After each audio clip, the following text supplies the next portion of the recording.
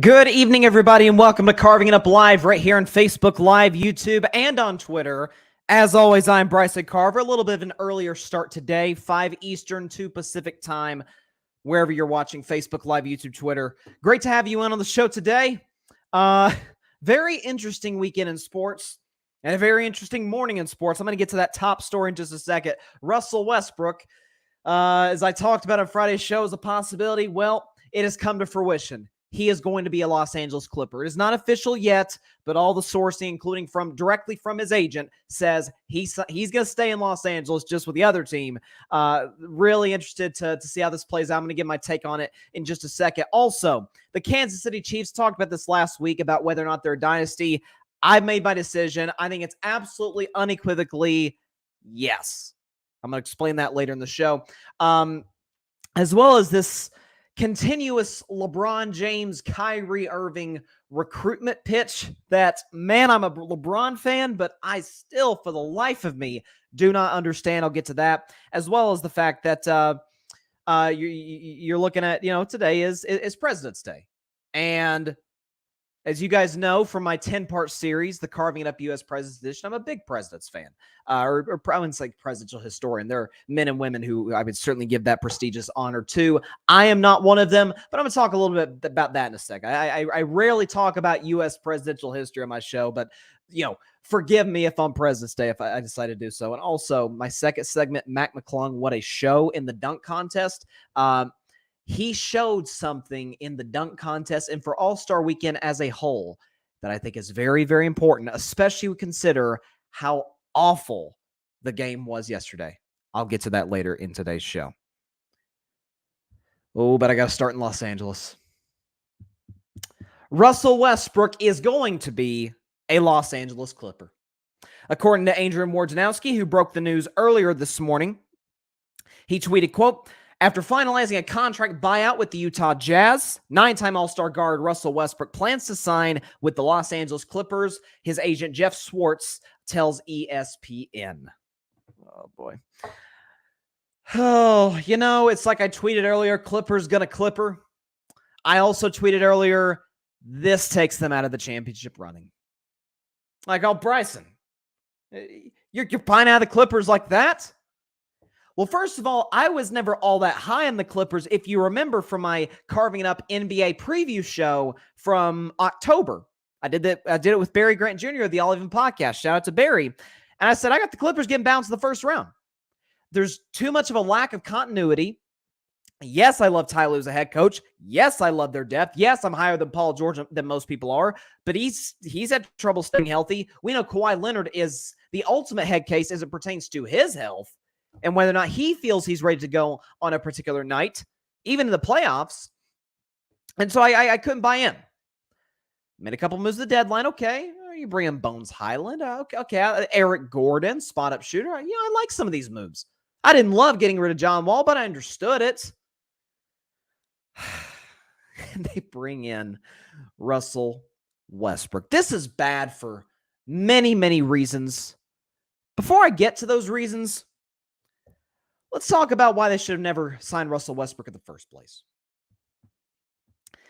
I want to preface what I'm about to say, as I always do, as you tend to have to do nowadays, by saying this about Russell Westbrook. I think he's an A-plus human being. I really do.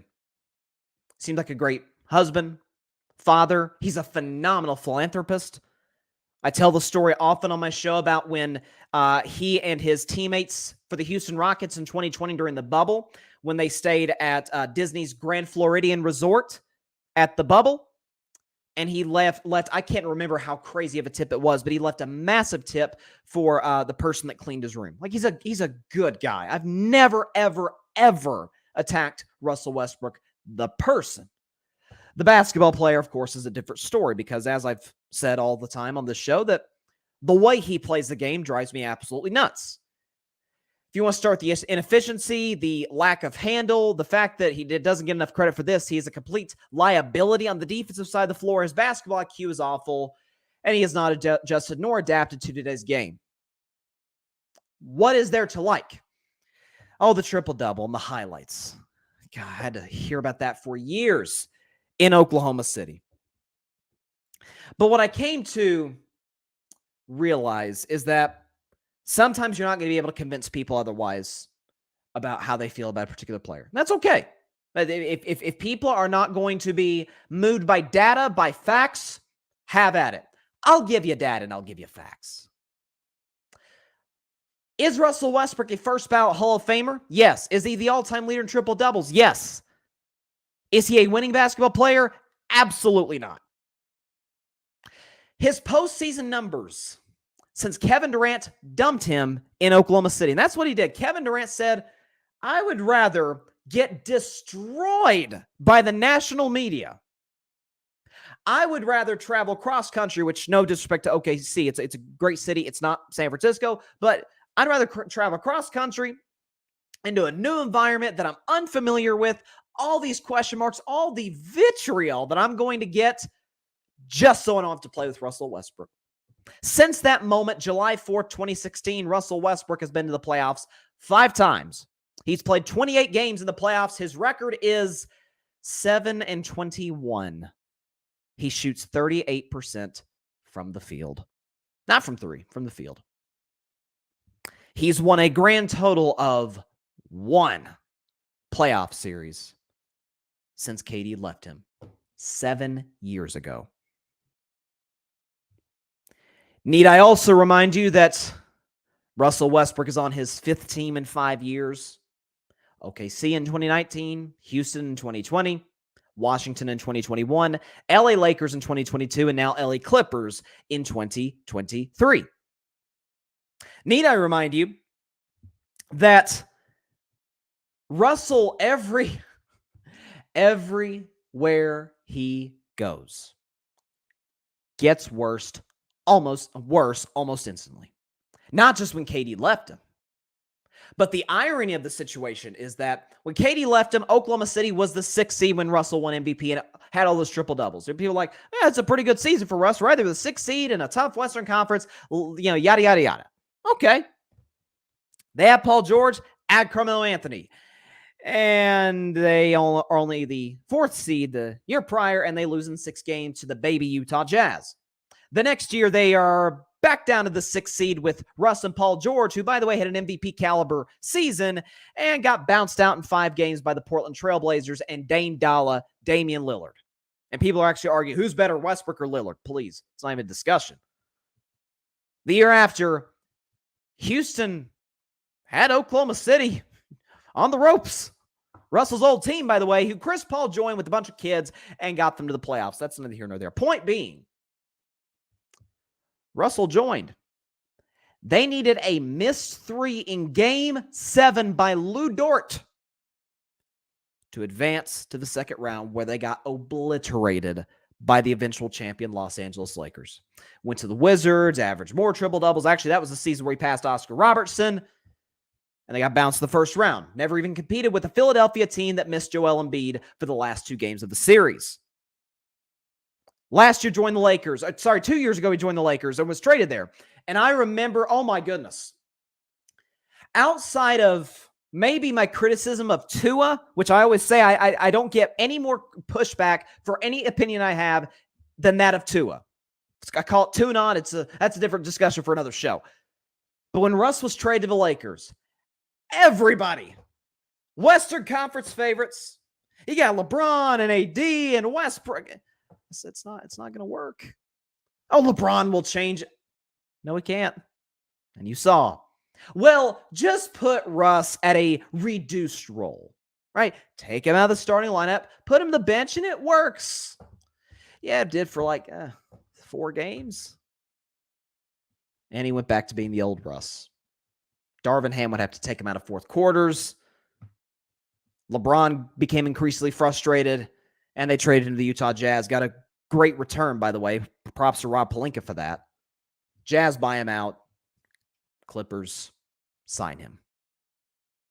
What Russell Westbrook is, again, I want to say, I'm not saying as a person, as a basketball player specifically. Russell Westbrook is the attractive significant other, man, woman, whatever the case may be, that each time they get into a relationship, the new person says, oh, I can change him or her. I could change this person. No, you can't. Scott Brooks couldn't change him. Billy Donovan couldn't change him. Darvin Ham couldn't change him. Frank Vogel couldn't change him. Mike D'Antoni couldn't change him. And he made, look what he did for James Harden. He couldn't help Russell Westbrook. You're telling me Ty Lue's going to change him? I think Ty Lue's a tremendous head coach. Why should I believe that he's going to change Russell Westbrook? His style of play, which is inefficient, low basketball IQ, bad defensively, and turnover prone, none of those are conducive to winning basketball games at the highest level. How much more evidence are we going to need? Seriously, he's not in his prime anymore, and even when he was in his prime, he was not a winning player. It's incredible to me that people still view this as a good fit for the Clippers. I'm seeing so many people, watch out for the Clippers now. Oh, yeah, watch out for them to get bounced in like 6 games in the first round by like Phoenix. Sure. Heck, I give Sacramento a chance. At this point, Sacramento feels like a one-and-done team themselves. You bring Russell to a team, which, by the way, according to Woj, he's going to start for once he gets worked into the lineup. So that makes Bones Highland, who needs the basketball, irrelevant. It takes shots away from Paul George, away from Kawhi Leonard. They can't run plays for Russ. He can't space the floor. He's bad defensively for a Clippers team that prides itself on defense. Please tell me how this is a good fit. Please, I'm begging. It is, again, I think I've said for years, ever since Steve Ballmer bought the team, I've said it's a new day in Los Angeles with the Clippers. Are they going to compete for championships? Sure, but more importantly than that, they're a well-run franchise. Jerry West, the logo is there, and everything Jerry West touches turns to gold. He's not only one of the greatest NBA players ever, he's one of the greatest executives, if not the greatest executive of all time. But sometimes there's just a dark cloud hanging over certain franchises that they're just never going to get out from under. They can't get out of their own way. Sometimes being aggressive, which I'm all for, you guys know that. Sometimes when you push the envelope too much, the Clippers are already a team that can compete. And again, let's play risk-reward. The likelihood of Russell Westbrook bombing with the Clippers is far more likely, given his history, given what we've seen for 15 years, than him being a perfect fit and helping this team compete for a championship. How much more evidence do we need? It's an awful move, and it takes the Clippers out of the Western Conference contending team group. Suns are in there. Warriors are in there. Nuggets are in there. I think the Grizzlies are certainly on the precipice. Take the Clippers out. They're done. We've got some comments. We've got a lot of comments here. Wow. Patrick Brown. As a Lakers fan, this is a win for us. Oh, gosh, I can imagine. Listen, the Warriors and Clippers, I remember for a time there, they had a quote-unquote rivalry, which I say that in quotes because, the Warriors went like 2 years without losing a game to the Clippers. Like, it was crazy. But, so I'm technically not supposed to like the Clippers. I've never, as a Warriors fan, hated the Clippers. I guess just because it's kind of like what Derek Jeter said about the Mets. They're the Mets. Like, you're not threatened by the Mets. You're threatened by the Red Sox. You're threatened by, the Diamondbacks in a way. You're not threatened by the Mets. You're not threatened by the Clippers if you're a Lakers fan.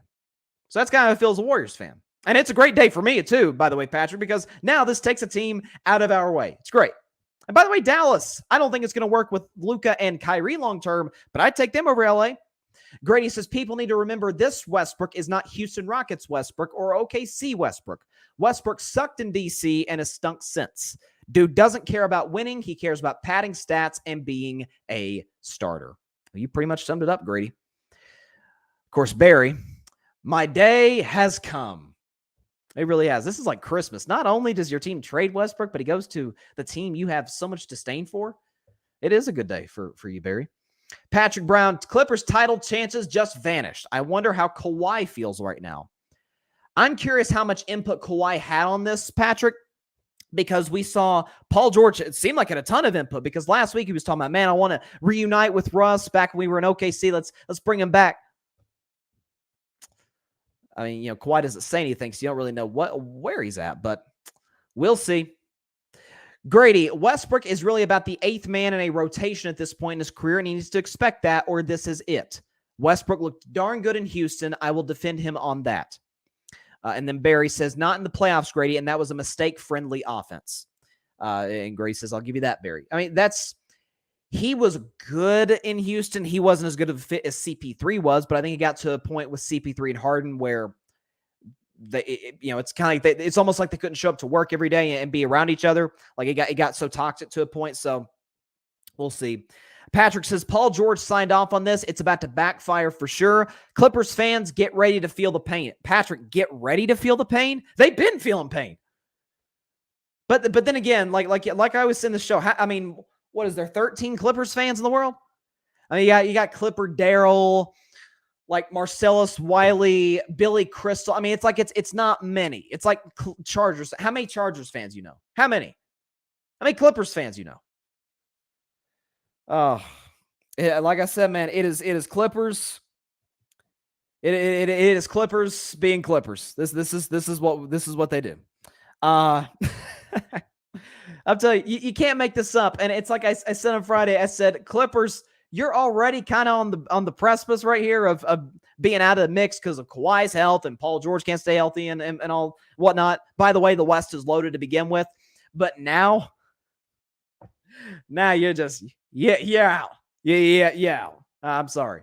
Your best player you can't count on to stay healthy. Your second best player, same thing, but to a lesser degree, and your third best player. Westbrook's probably not their third best player. I'd say it's probably Norman Powell at this point, right? I mean, Zubats. Ooh, it's not a good day in Clipper land. But again, there's like 12, 13 fans, so not that many people are sad about it. And what I love too, before I get to my next topic, what I love and get a kick out of is the Westbrook fans. I'm not talking about people like, man, I'm happy for Westbrook. I'm talking about the Westbrook fans, FANS, fans. Talking about, man, he's going to show the Lakers. It's like, guys, he's gaslighting you. I mean, of course, I don't know if Russ is doing it directly, but you're kind of almost gaslighting yourself at this point. You're blinded by either the name, the MVP, which he won 7 years ago, the triple doubles, the stats. You're being blinded by a lot of things at this point. Like he's not that dude anymore. Like, just move on. Okay, so All-Star Weekend was a doozy. I didn't watch the skills competition. I never watched the skills competition. Like, why do I want to watch the skills competition? I don't tune into my TV to watch guys pass through a net. Like, it's not and make layups. I did watch the 3-point contest, which I uploaded this on social media and on YouTube, so you can check out the YouTube short and the IG reel now. But I did kind of predict that Damian Lillard would not only win the 3-point contest, but hit the game-winning shot in the All-Star game. I'm just saying. I should have went to Vegas for that. And I also did say that Mac McClung was going to win the dunk contest, which, we were all chilling. We were all like, okay, let's see what's going on this dunk contest. And then Mac McClung started doing things like this. Guy holding the other guy. At some point, he going to go down. Oh, that's a 50. That's a everyone standing, including us. Oh, my God. Hey, what's up, kid? And a reverse. And he putting on the handle.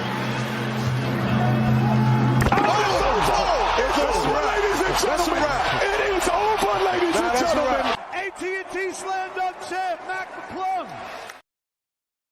Yeah, that was it was unbelievable. I mean, it's funny. I know some people that have seen Mac McClung play in person in high school, and they were like, man, it's like that. They were excited that the whole world basically got to see what this guy was made of. Because if you watch his I wasn't surprised at all that he was pulling this stuff off, because I'd seen his high school highlights. They're ridiculous. I'm not here to debate, did Mac McClung say the dunk contest? I don't know. Well, that's going to be determined in the long run. It's going to be determined by who enters it in the future. Mac McClung said after the dunk contest, he said, "Listen, I'll be back if y'all will have me." And I'm sure the NBA is like, "Okay, let's bring this kid back." Here's what I am here to say though, and it's amazing with NBA All-Star Weekend, and it's fitting too that following this incredible showing by Mac, you had an All-Star game that was as unwatchable as one could possibly imagine. Like it was, for those that didn't watch, count yourself lucky, man. It was bad. I think it's a false narrative like, oh, this is how the All-Star games have always been. Last year's was outstanding. Okay, not only did Steph score 50, but the game came down the wire and LeBron hit the walk-off shot in Cleveland, of all places.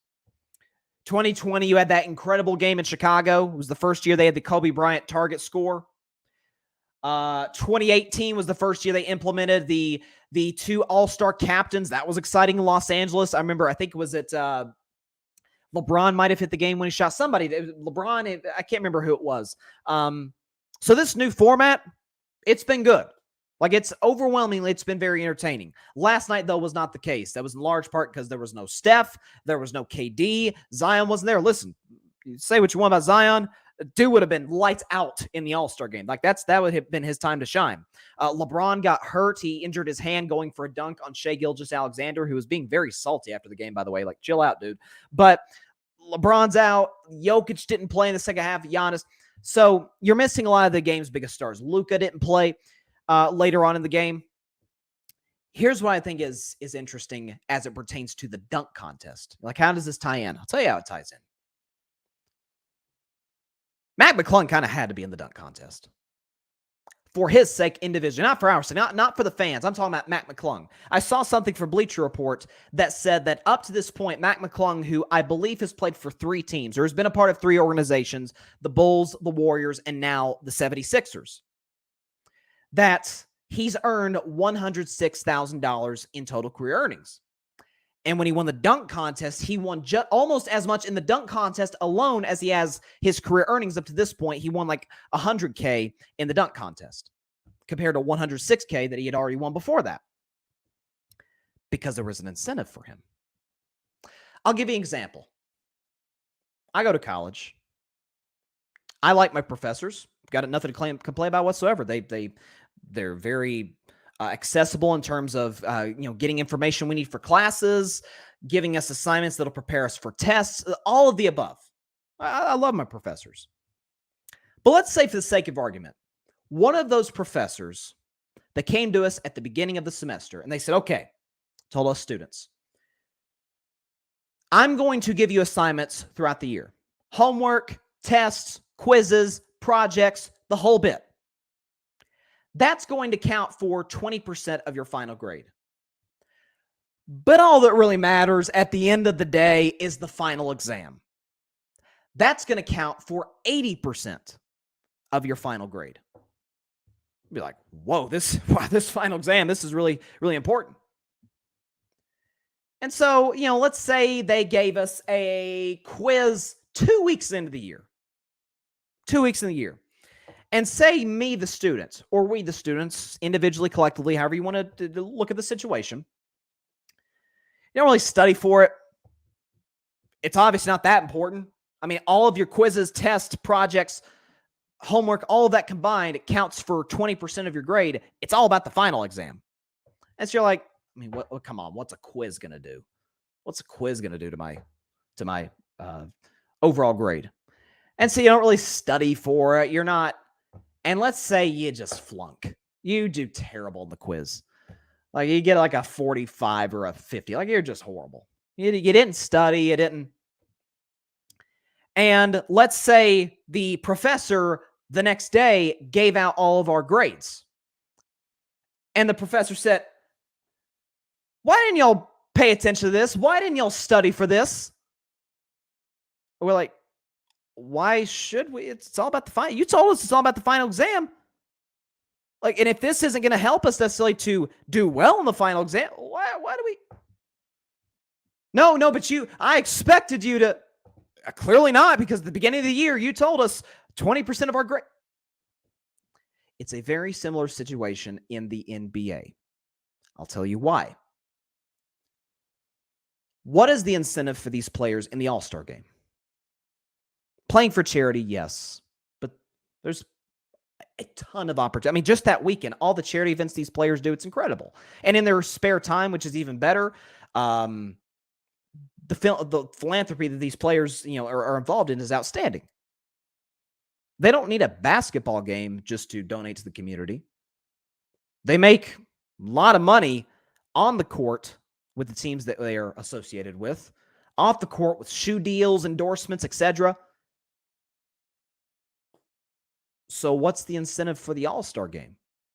Because the narrative, and I said I didn't have a podcast back in 2016, but I've said on the show, and people say, oh, you're biased because you're a Warriors fan. I'm like, honest to God, if this were the Spurs and the Raptors, I would have said the same thing.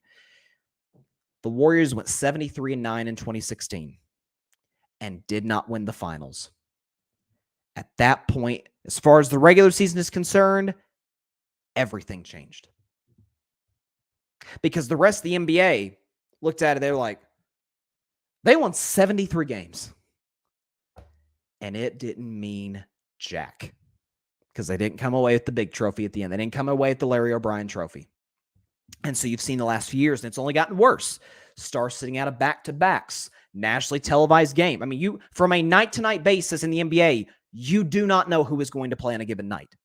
It used to not be that way. People have complained about that, and rightfully so, especially you hear about these kids, say you got a kid in Detroit that has never seen LeBron James play. Well, because LeBron plays in the West, Lakers only play one time in Detroit all year.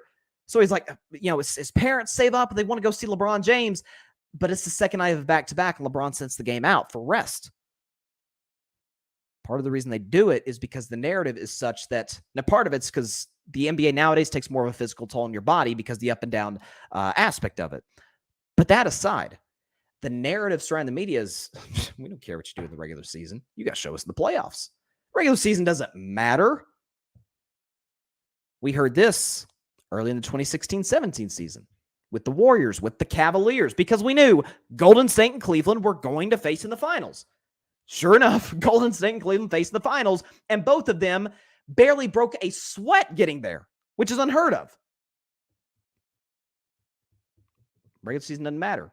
So why should the All-Star game matter to some of these players? That dunk contest meant everything to Mac McClung in terms of getting exposure, getting his name out there, Mac McClung, showing what he can do, in terms of the dunk contest, the money that he make. Again, like that's over almost 100% of his earnings earned one night in the dunk contest. Like, think about it. Like that meant everything to Mac McClung. All-Star game. That's why Jokic sat for the game. I didn't care about the All-Star game. I mean, a couple of years ago, LeBron sat out most of the 2021 All-Star game. Other guys, again, Jokic, Luka, Giannis. How does it help them? An All-Star game MVP like Jason Tatum won last night. Congrats to Jason Tatum. It's cool. It's awesome. Nobody's going to think about it the next morning. Like, oh, okay, cool. Jason Tatum won the All-Star MVP. Okay, well, what's on TV tomorrow night on Monday? Regular season, All-Star game, exhibition games. Their second thoughts. Like, we don't, even in the NFL, it's this way, right? Preseason doesn't matter anymore. Why should it? The player's been hearing it doesn't mean anything. By the way, they could get injured, could end their season in one play. Less likely in basketball, obviously, because it's not a collision sport like football is. I don't necessarily blame the players. By the way, again, since this new format came into play in 2020, this is the fourth time that I call it the Kobe Bryant rules came into play with the 24 target score. Whoever's leading the game, say Team LeBron's up 182 to 176. Well, you add 182 plus 24, that would be 206. That is the target score. Like, whoever gets 206 first in the fourth quarter wins the game. It's as simple as that.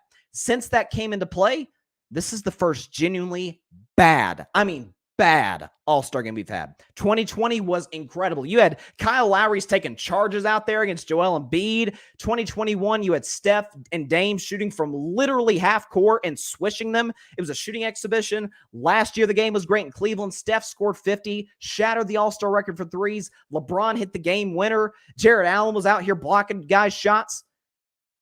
Last night, as Jaylen Brown said after the game, is a glorified layup line. It was terrible. Nobody seems to be moved by it going into the All-Star game. And people aren't like, we got to stop everything we're doing to watch the All-Star game. Like, casual fan probably isn't going to do that. Heck, those in the media don't really care that much about it either. But then the next day, they bash the players for not really caring about it. You didn't care about it. The fans really don't care about it that much, except in Utah where the game was. So the players should. These players listen to narratives. And if the narrative out there is that the game doesn't mean anything, they hear that. And that's not just the All-Star game, that's the regular season as well. So there you go. Let's see. What do we got here? I'm trying to find the comments. Oh, Grady said, don't disrespect him, Bryson. Russ is going to get so many wide open threes with Kawhi and Paul George. Oh, that he is. He's going to get a lot of open threes. Patrick Brown says, I haven't watched NBA All-Star Weekend since MJ's last appearance. Wow. I can remember when the mascots had their own slam dunk contest. Take me back to the 90s. Grady, hold on, pull it up. There we go. Grady says, I don't want to hear that they should do away with the NBA All-Star games. They shouldn't even consider that. Reality is guys make more money than they ever had. I'm going to call it out. These stars are spoiled and they cheat the game today more than they ever have. I don't think they should. I think getting rid of the All-Star game would be a horrible idea. Getting rid of the Pro Bowl? Yeah. Get rid of that garbage. It was horrible. Pro Bowl sucked. Okay. I mean, because football is a sport where you are literally, I always say football, you are moving another grown man against his will. That's not basketball. Even in the 80s and the 90s, which people glorify as the pinnacle when, the final scores were like 82-80, guys were not getting as beat up in the NBA as they will in the NFL. It's two different sports. I definitely see what you say. And by the way, what Grady's saying is that those sentiments are echoed by a lot of people. I mean, they are. That's the feeling among fans is like, dang, like, if I take my son or my daughter or whoever to go see a game and their favorite player isn't playing, like I just wasted money. And listen, don't go touching people's money. Like, we understand that. And two, it's like, dang, we're working our butts up to show up here. Why aren't you? Like, that's the feeling among fans, and I get it. And I think it is absolutely, NBA can't avoid this anymore. It's as simple as that. Adam Silver, the Players Association, the owners, they're going to have to talk about this at some point. It's why nobody watches the NBA regular season. And so that's sort of what I'm saying, Grady, that when the narrative ever since, again, look back at some of these articles, some of these stories, some of these shows, ever since Golden State lost in 2016 to Cleveland after winning 73 games. 2017 rolls around, nobody didn't talk about the regular season. The only regular season things people were talking about was Westbrook's triple-doubles and if Golden State and Cleveland would go through any trouble in the playoffs. Like that was the stories. People weren't talking about, all right, Golden State's going to Denver on Wednesday night. Nobody cares. They used to. It mattered more at the time. There's a stat that's funny. Let me make sure I'm getting this right. Okay, listen to this. The last 3 teams, I want you to listen to this, that have had the best record in the NBA's regular season. The Bucks in 2020, the Jazz in 2021, and the Suns in 2022. None of them made the conference finals. They couldn't even get out of the second round. Players see that, like, Phoenix out here running roughshod over the league, winning 64, 65 games where they won. Them boys couldn't even get out of the second round. Dallas dismantled them in games 3 through 7. So that used to not be that way. because their 4 and 5 seeds are more rested. They're more worried about the long run. Do I love the approach? Not really. As a fan, I don't like it. But I think the narrative around it needs to change.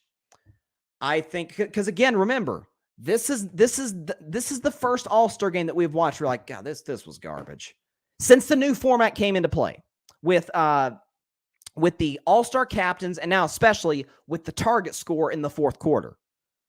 Like, this is the first one we watched. We're like, man, this is genuinely unwatchable. Like, this is terrible.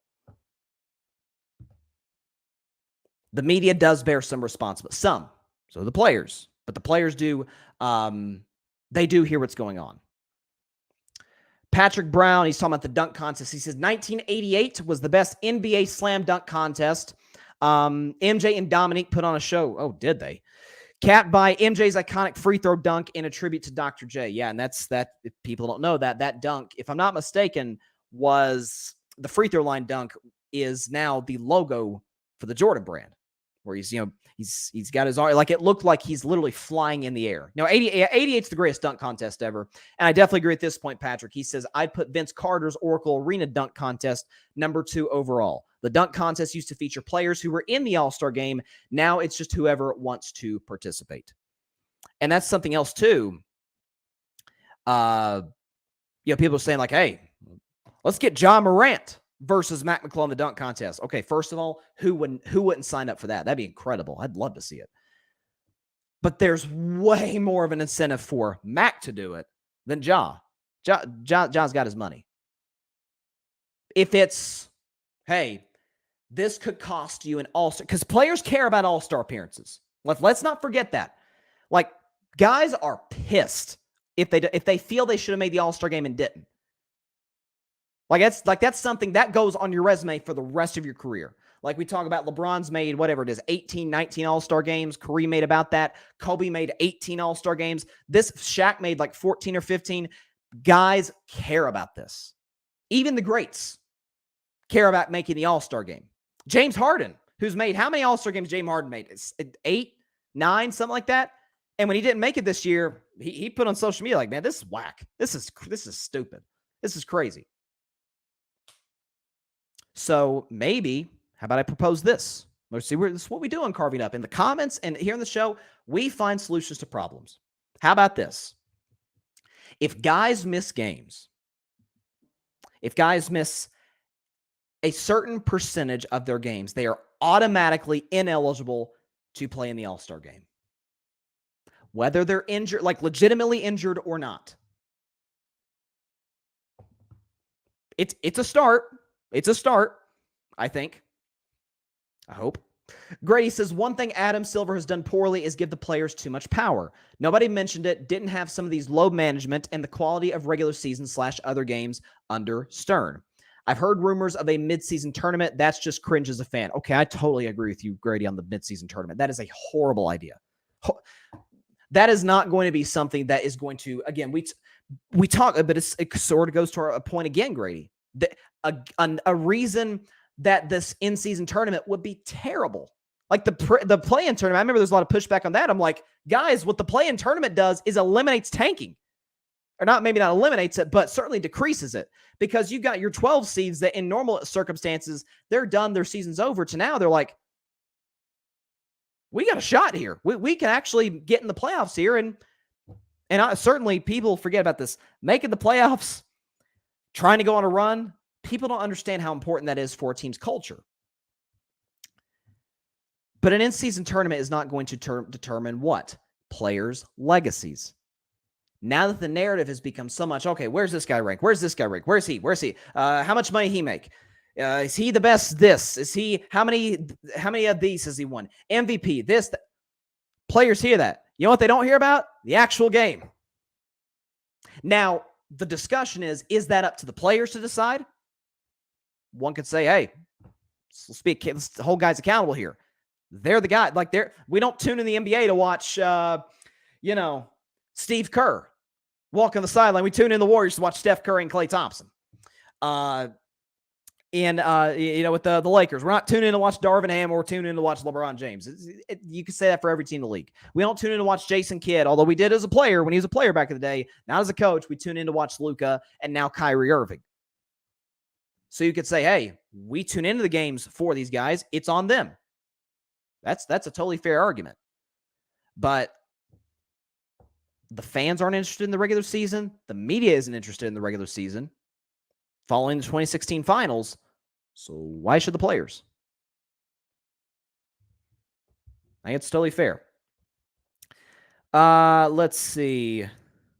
Yeah, I totally agree, Grady. The in-season tournament's a horrible idea. Terrible. I know the WNBA's tried it, but I don't like it at all. Barry says, too many friends and no pride in the NBA All-Star Game anymore. Nobody wants to get embarrassed in the social media meme era. Adam Silver is at the beck and call of the players who have an entitled approach to the All-Star Game.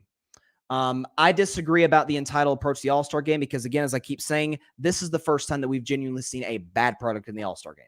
Since this is why Adam Silver initiated the player captains and I call it the Kobe rule, the target score of 24 in the fourth quarter. As far as your first points, too many friends, look, this is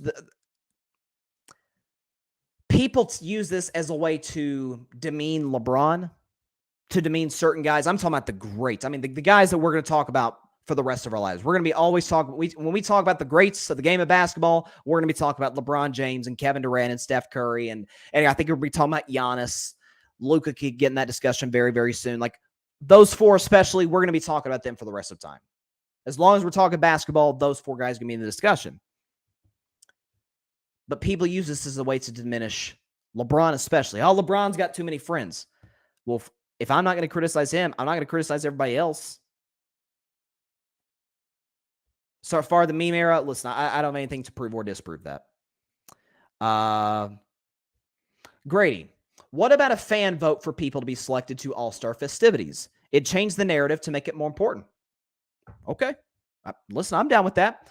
I have typically not been the biggest fan of fan votes in terms of it holding as much of a percentage as it does. Because, again, this is costing guys money. But, again, at the end of the day, if the goal in mind is to make the game, to make the weekend, it's not just about the All-Star game on Sunday night, it's about the festivities on Saturday night as well.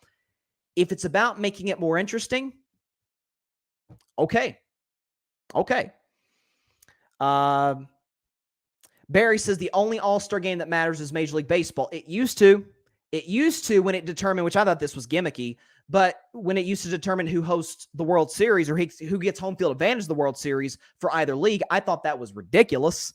A team comes in, wins 105 games, but because some guy for the worst team in their division, couldn't strike a guy out with 2 gone in the 8th, I don't get to host the World Series, and it's not even my fault. I didn't love that. Now, I agree with Barry here. Make divisions count.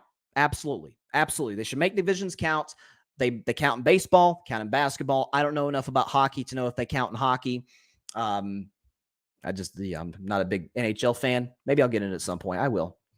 And he says, bro, it's been bad for 10 years, Bryson. It's been heading this way. Again, you would have me if it were just the same All-Star rules. East versus West, a 48-minute game, no target score. Like Adams, I don't think you can blame Adam Silver for this. For the All-Star game, individually, you can blame him for certain other things, but for the All-Star game, he's instituted the player captains, the draft, the target score. Like, I don't know how you could possibly put this on Silver. He's expended all of his resources to try and make this interesting. Maybe he needs to go further. Barry says, though, you can't trust the fans either. You'd have people who voted in Westbrook. Fair enough. Absolutely. One thing we all agree on is change absolutely needs to be made. And my thing is, make it more important for the players. Not just the All-Star game, but the regular season. That's why Mac McClung was as big of a phenomenon as he was. That's why take this. If Mac McClung was 5 years into his NBA career, was regarded as like a very good player, like say he was like a top like 25, 30 player in the NBA, made his money, do you think he competes the dunk contest? Because I don't. I think it's why John Morant hasn't competed. It's why Zion hasn't. It's why Anthony Edwards hasn't. I mean, it's a fair discussion to have. One thing for sure, it was better than last year. The last year was awful. Okay. I did not think I'd be talking about this much about the NBA All-Star Game, but listen, people are passionate about it. I love it. We're talking about the NBA. That's always a win. Sticking with the NBA. You guys know I love LeBron James, which as a Warriors fan may sound like an oxymoron because of the pain he inflicted upon me in 2016 and the fear he inflicted upon me in 2015, 17, and 18. But the man's resume is well, it speaks for itself. And on and off the court, by the way. LeBron is doing something that I just, for the life of me, do not get. He is this recruitment of Kyrie Irving. It doesn't make sense.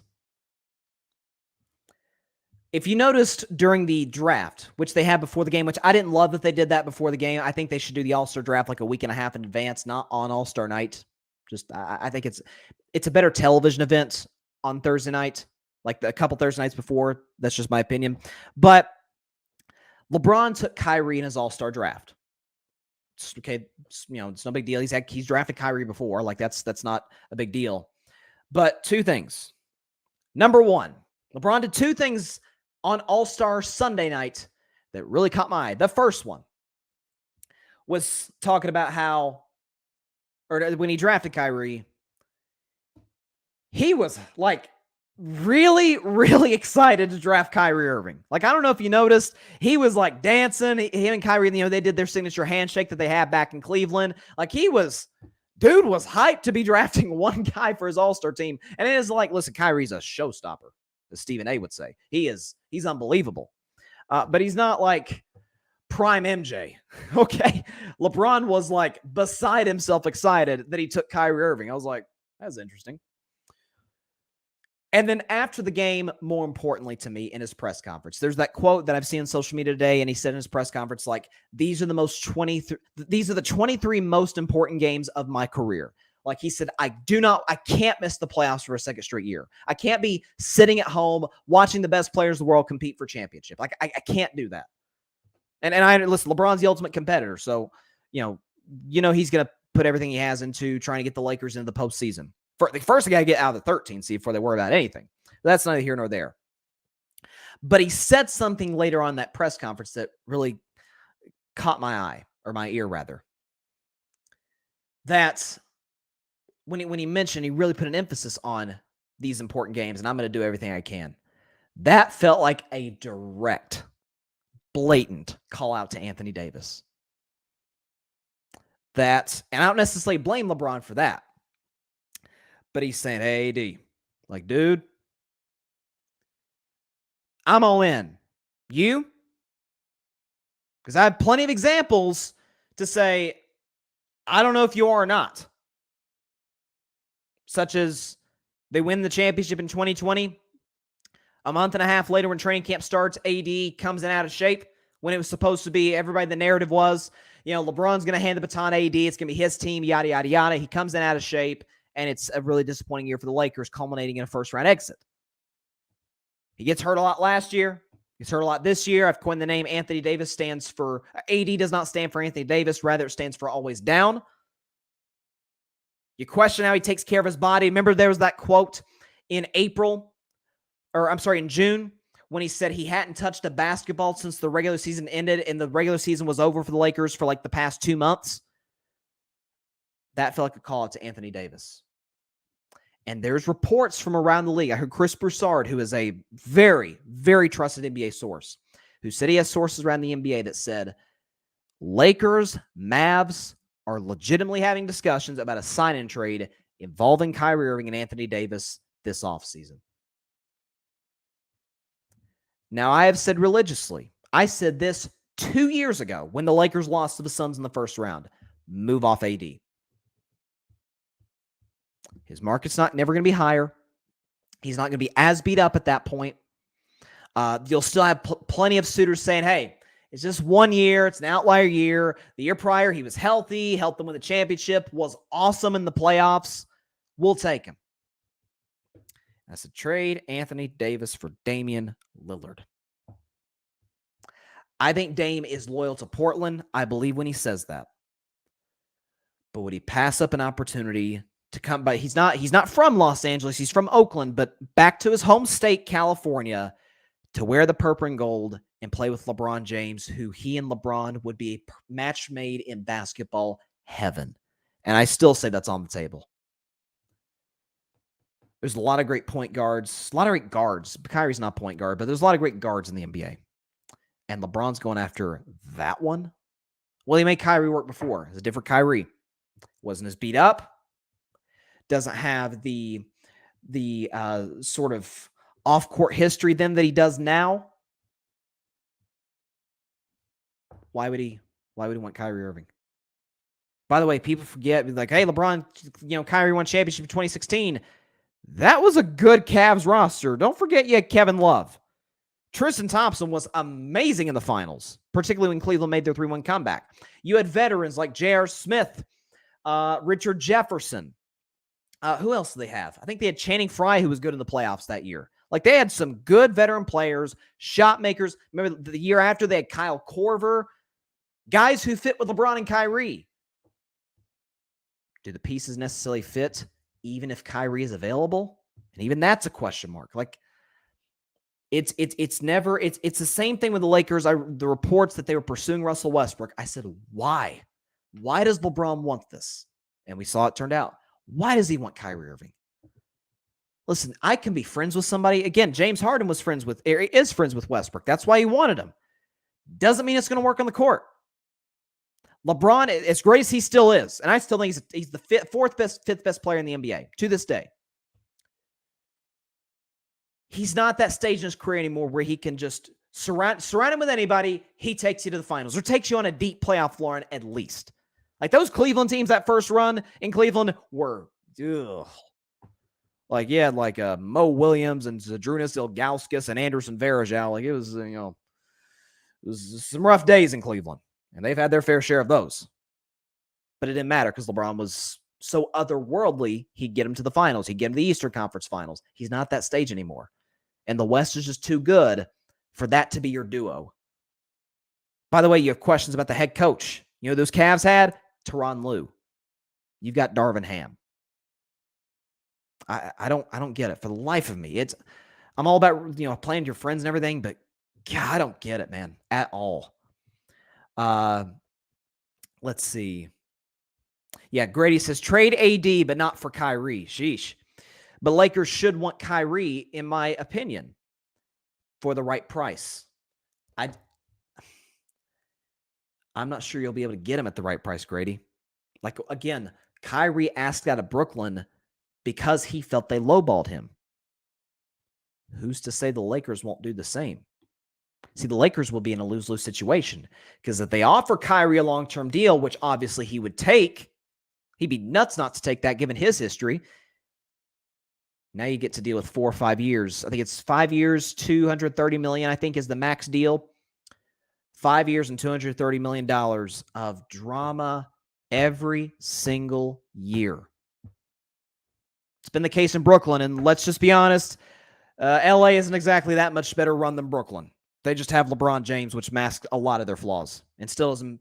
And you can still see a lot of them in upper management, particularly in ownership.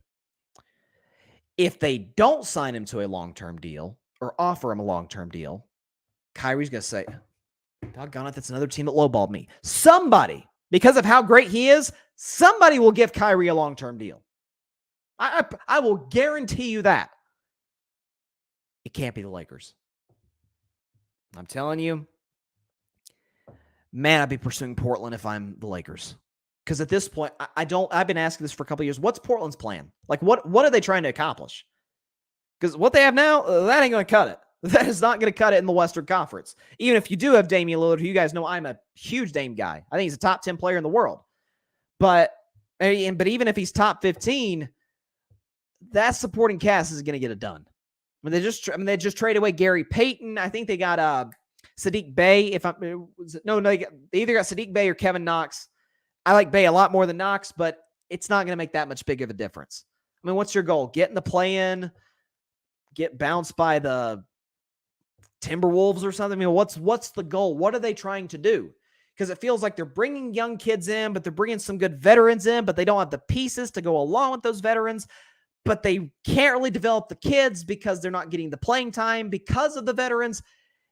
I don't get it. I think Portland's a well-run franchise, but I don't get it. So that's why I'd say tell the Lakers, if I'm the Lakers, tell the Blazers, hey, we're giving you an all-star caliber player in Anthony Davis. We'll give you that last draft pick that they still do have in 2027, I think it is. We could move some of the pieces that we got, not many, because I like the moves the Lakers made.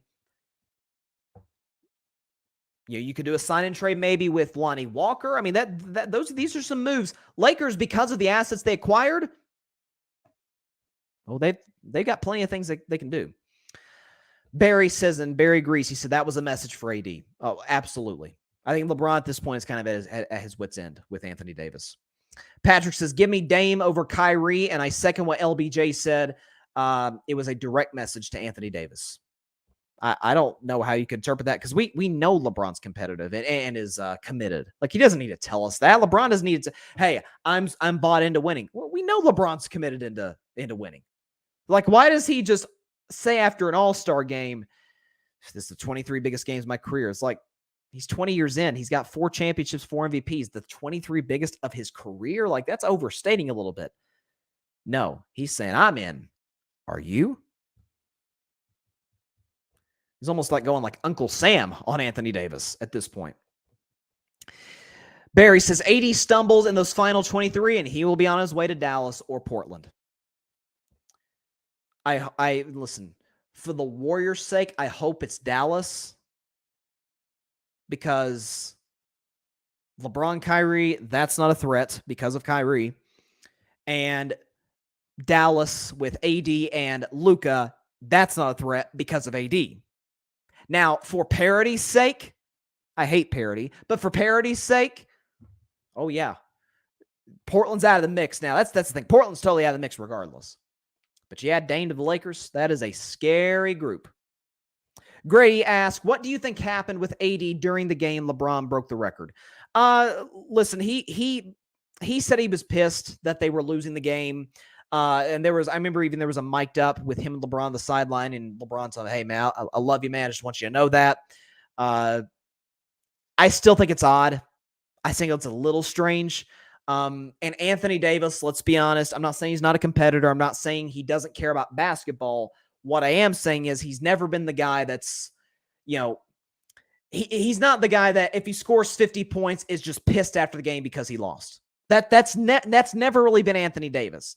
And so when you have a moment like this with your closest friend in the whole world, him and LeBron breaks the most notable record in NBA history, and the crowd's going crazy, obviously, and you're just standing there bench. I'm sorry, it was strange. I didn't think that was good enough of an explanation by AD, but maybe I'm wrong. Oh, my goodness. Oh, my gosh. This is great. According to Adrian Wojnarowski, we got breaking news, guys. This is great. According to Woj, the Chicago Bulls are nearing a deal to sign free agent guard Patrick Beverley for the rest of the season. I love it. I love it. I love it. You can't make this up. Oh, my goodness. The cheerleader himself is going to Chicago, which I think Pat Bev is from Chicago, so good for him for getting a chance to go home. But yeah, that is oh Lord. That's Patrick Beverley is that guy who wears number 24 in Memphis. We don't say his name on this show, but actually somewhat better at basketball. He's a better shooter than number 24 in Memphis. I think he's better defensively, although I don't think he's that good defensively. It's interesting. Patrick says AD is the odd man out. He needs to grow up and be the player Lakers fans wanted prior to trading for. He got you a championship, but that's about all he's giving you, which, look, it is a championship. Barry, he was pissed at Darvin Ham, Grady. Ham is an awful coach in certain situations. It's extremely frustrating to watch. I can imagine playing. I get that. I don't know about this one, Grady. He says, Lakers really need to go get Trae Young from the Atlanta Hawks. Look, Trey doesn't get hurt all that often. He's younger than Dame. I understand that. And by the way, to Trey's credit, he had a great playoff run in 2021. Got the Hawks to the Eastern Conference Finals where they lost to the eventual champion Bucks. And I know you love Trae Young, Grady. I was a huge Trae Young fan when he came out of the draft. But I'm still rolling with Dame. Because the thing is, Grady, this Dame move, if they go after Dame Lillard, let's just say for the sake of argument they do, with LeBron, with all those guys that they have, it's a 2-year window. 3 max. Like, you're going for it this year. LeBron retires a Laker or leaves to go play with Bronny wherever Bronny gets drafted. Maybe Bronny gets drafted by the Lakers. Who knows? And then maybe you move Dame for some assets. Like, Trey's not a guy I think you can build around to be a champion. Like, we've seen plenty of teams who were genuinely shocked, got to the conference finals, get there, and they're never really the same. Atlanta's kind of felt like that. I mean, they were the 8th seed last year, had to sneak into the playoffs, win 2 playing games. Where's Atlanta at now? 8? Yeah, they're right at the 8th seed right now, and they're 3 games out of 7, so they're going to be in the play-in tournament. It's 3.5 games out of 6th. So unless they just get really hot, which I don't anticipate, yeah, I don't see the Hawks doing much. I was never that high in Atlanta this year anyway. I'm pretty sure I had them as a play-in team. I might have them as a 6th seed. I can't remember. I didn't have them going that far anyway. But to the NFL for a quick second, and then a last word for President's Day, because you guys know I'm very big into presidential history. To the NFL with the Kansas City Chiefs. I thought a lot about it, even going into the Super Bowl, about the whole dynasty thing. And it was premature at that point before the Super Bowl because they only had 1 title in the Patrick Mahomes era. After the Super Bowl, I don't know what the argument is against it. I mean, really, you got 3 Super Bowl appearances. You got 2 championships. As I've said in the show, and I talked about this when I ranked Patrick Mahomes as the 4th greatest quarterback of all time, his worst season, and he's 5 years in. This isn't a 2-3 year sample. His worst season of his career was a home loss in the AFC Championship game to the 2nd best quarterback in the league, Joe Burrow. That was his worst season. His worst season. His best, a league MVP beating Philadelphia. Or the Chiefs. Let's talk about the Chiefs because it's about the Chiefs, not just Mahomes. Beat a great Philadelphia team, the class of the NFC in Super Bowl 57. 2nd best year, they beat the class of the NFC, the San Francisco 49ers, coming back from 10 points down, which they did against Philly, by the way, to win. You had the 50-touchdown season for Mahomes in 2018. 2020, they got to the Super Bowl, cruised through the playoffs there before they ran to Tampa Bay. 2021, which was their down year, they got to the AFC Championship game. They've got the coach, they've got the quarterback, and they've got 8 rookies. And they got, obviously, foundational pieces. Chris Jones, Travis Kelce, a tremendous offensive line. Orlando Brown, Creed Humphrey, Trey Smith, like some absolute dudes up front. So I think at this point, it's absolutely fair to say, if they're not a dynasty, what qualifies as a dynasty? They've been dominant for 5 years. They've got multiple championships. They've got multiple appearances in the biggest game, in the last game of the season. And minimum, they get to the second to last game of the season. They're the class of their conference. They are the most dominant offensive team in that 5-year stretch. They've got the best quarterback. I don't know, because I remember I saw a soundbite because I'm looking at some stuff with Tom Brady since he retired recently, and after I forgot who called the game. I can't remember who called that Super Bowl when the Patriots beat the Panthers on a walk-off field goal by Adam Vinatieri. And whoever it was calling the game said, I remember saying this, if this is just as close of a dynasty as you can, this is as close as you can come to having a dynasty in the NFL. They got 2 and 3 years. Chiefs got 2 and 5, but they got 3 appearances in that stretch. They've gone to back-to-back Super Bowls, which isn't easy to do.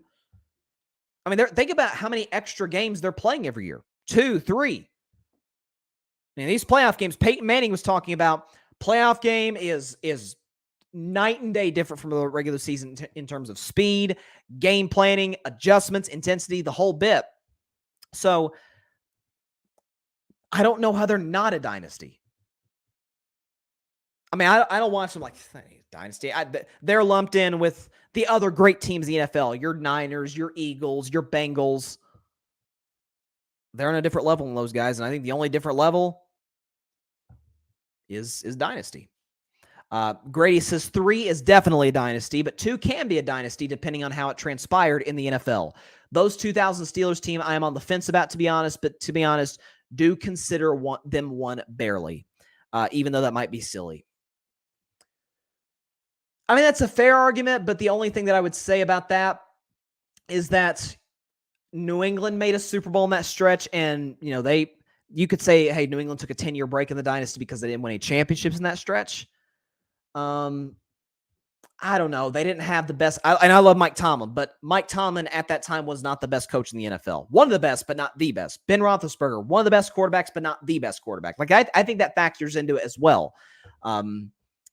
Like that's what made the Bulls the dynasty in the 90s. Like they were a dynasty, I think two championships in. They had the best player in the world, and they had the best coach in the world, and the best team for that matter. I think if you keep proving your best team time and time again, at some point we got to consider that. Patrick Brown, Kansas City is the team to beat in the AFC. Long as Mahomes is under center, the window is always open. Team-friendly contract, which allows them to create space for future acquisitions. And that's what I talked about last week, Patrick, is that what's nuts is that by the end of this offseason, Mahomes might be like the 10th highest paid quarterback in football. Think about that. And by the way, a long-term deal, which creates a lot of flexibility, signing bonuses. I mean, this is, it tells you everything you need to know about who Patrick is, who that front office is, how they've been able to put the adequate pieces around him. That's the thing. They got a lot of cap space. Patrick says, breaking news, Myers Leonard is signing a 10-day contract with Milwaukee. Okay. So, it's interesting. So we know Myers Leonard was out of the NBA for a few years because he made anti-Semitic comments doing a video game stream. He apologized for them. Look, he's a solid scorer. He can shoot the threes. More of a, I wouldn't say he's a 3-and-D guy. He's not a defensive like anchor, which Milwaukee has plenty of those. But let's see, he can get you buckets. I think 10 days is appropriate. They've got some injuries, obviously, with Middleton out. So he'll get his opportunity. I don't know if in terms of fit it works, but I mean, honestly, I think a return to Miami would have been best suited for him. But Milwaukee, I mean, we'll see. We'll see.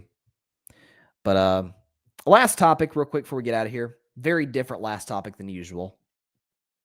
So as you guys know, I am well, actually, before I get into this, Grady asked me this question earlier.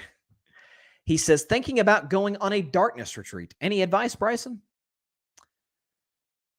Well, I don't think I'm the guy to give you advice in that regard, Grady. I would consider seeing a therapist before that. Because if nothing else, I don't think being submerged in darkness for 96 hours is necessarily great for your eyesight. Go to an eye doctor to get the answer to those questions. And I'd say if you're considering it, like a therapist might be the right option for you. But yeah, Aaron's a strange guy. He is. He's a strange human being. Last topic of the day, though. It's President's Day, February 20th. Of course, it's not a particular date. It's the third Monday of the month of February, because it's around the time that our two greatest presidents, George Washington, Abraham Lincoln, were born. And as you guys know, I am a massive fan of presidential history. I have been even since before I was a sports fan, which may surprise some people. I actually did a series last spring going into the summer with my man Isaac Lawson. Shout out to Isaac. Called the Carving It Up U.S. President's Edition, 10-part series. It's on the YouTube channel right now, available to listen on a playlist. Basically, Isaac and I talked about every single U.S. president, and then we ranked them all at the end. We didn't rank President Biden because he's in office and the current president is never ranked. But yeah, he's listen. You think I might know a thing or two about presidential history? I don't hold a candle to that guy. Like he's outstanding. Hopefully we can get him on the show sometime soon maybe. But what's always been the most fascinating part about presidents is how, for better or for worse, and there's plenty of cases of both, their personality, how they see the world, how they see the country, heck, how they see themselves, has impacted not just the country, but the very office. So who's Andrew Jackson, for example, one of the most controversial presidents. Very much let's just say he wasn't a guy you wanted to cross on the wrong day. And because he was somebody who was about working for him, he's talking about he's the common man's president, this, that, the other. He created the spoils system, which for those of you who don't know, if you worked for a campaign, you in some way, shape, or form helps contribute to a candidate winning the election, you're guaranteed a job, basically. Like he's the president, the president-elect is going to give you a job within his administration in some capacity. Andrew Jackson started that. It feels a little fitting that he started that. And that by itself has been, again, for better or for worse. George Washington, for example, when he created the first cabinet. And I think George Washington, in terms of creating the cabinet, did a remarkable job. But what he did, and is so smart, and something we could still learn today, he put people that agreed with him and disagree with him on his cabinet. By the way, it's a method that Lincoln followed. I believe Kennedy might have followed it in the 60s. I'm pretty sure, where getting these diverse, sort of ideologies in terms of where you lean politically to get the best source. And isn't that kind of today what we complain about from our politicians on both sides? Like, guys, the people that are getting screwed over is us. And that you're so worried about just clinging to a belief that you have, or, voting along party lines just because you're voting along party lines. You don't want to lose your upcoming election, that you're not doing what's best for the people. Well, this was obviously bipartisanship was something that Washington was very adamant on. Matter of fact, his farewell address, he warned against partisanship. And obviously we clearly have not listened to him whatsoever in that regard.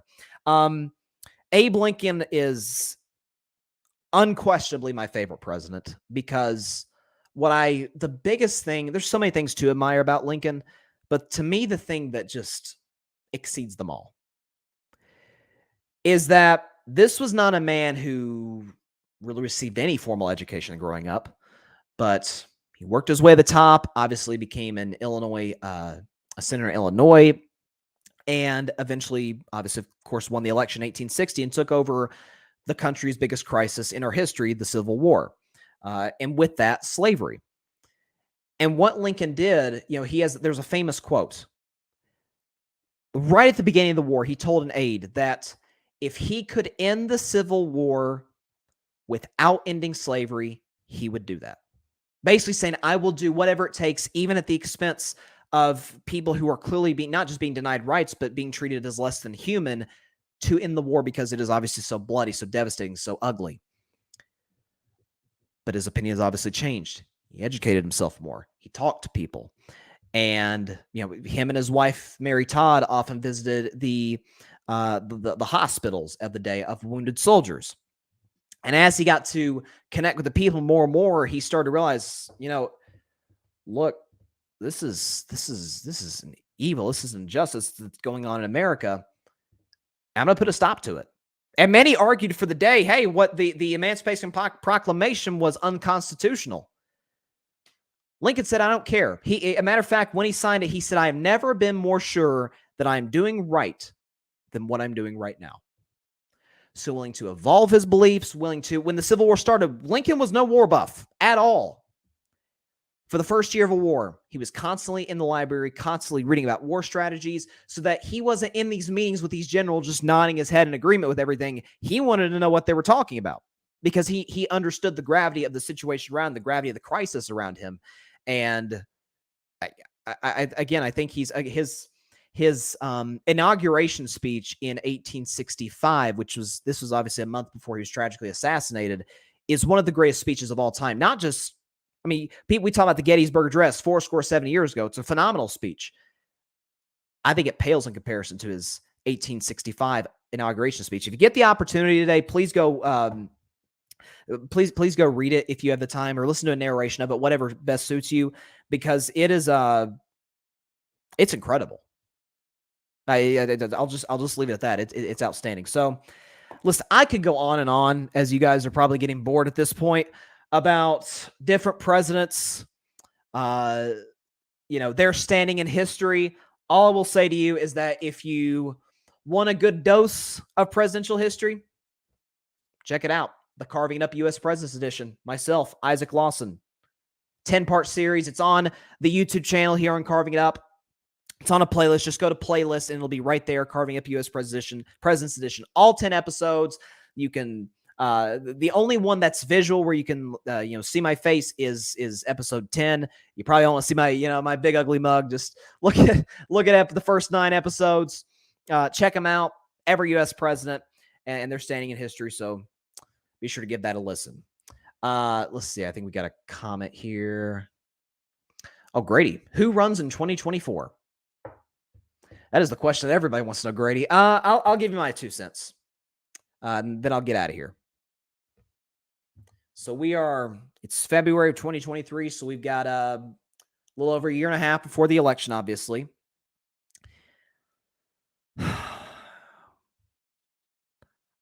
I think Biden runs for re-election for the Democrats.